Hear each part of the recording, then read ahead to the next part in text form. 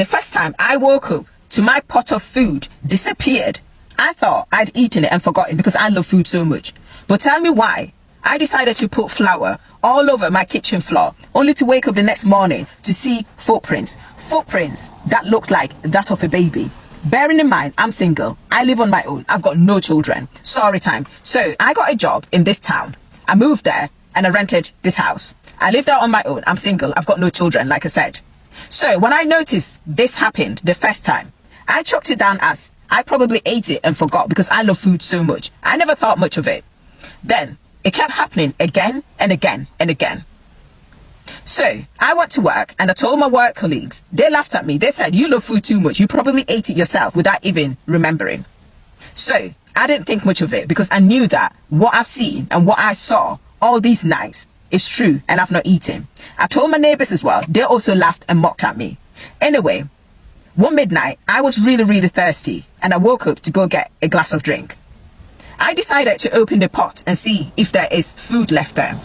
Tell me why the food was gone. So I was shocked and I told myself I must get to the bottom of this. So I decided to cook the next day and I did not eat it. I did not touch the food and I went to bed. I woke up to hearing sounds. This was at midnight. Sounds of pots opening in my kitchen. So I stood there frozen. I quickly rang my neighbors. They came. When we rushed to the kitchen, there was no one there. They laughed and mocked me. But then I opened the pot and the food was all gone. Nothing left.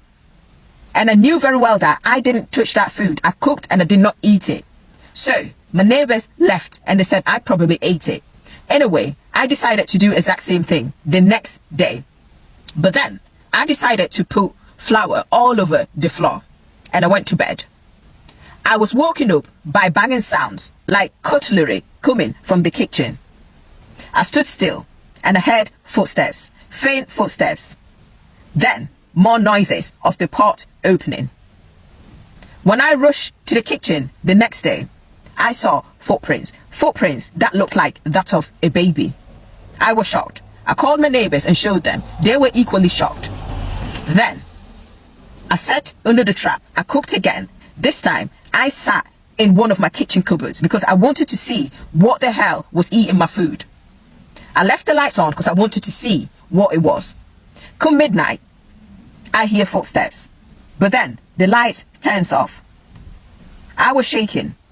I peeped through the tiny gap in between the cupboards. Then I could hear footsteps coming towards me. I started to panic. My heart racing faster. I could hear the sound of my own heartbeat. I started to sweat profusely. The footstep stopped right in front of the cupboard I was hiding. It was as if whatever it was knew I was hiding in there. I clutched tighter, scared, and I whispered a short prayer. Then the footsteps started to walk away, but then I hear my pot opening. After a while, the footsteps walked away.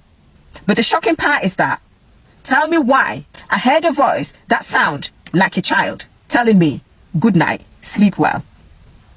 I did not come out until the footsteps faded away. I sat in the cupboard, I cried until daybreak. When the sunshine hit my window, this is when I came out. I got to work, I couldn't tell anyone because no one believed me. So one of my friends asked me and I told her. She said she would come stay with me and she did. For a whole week, nothing happened. My food wasn't disappearing. But as soon as she left, the day my friend left, it was as if whatever it was knew we were watching it. So I sat there watching a movie.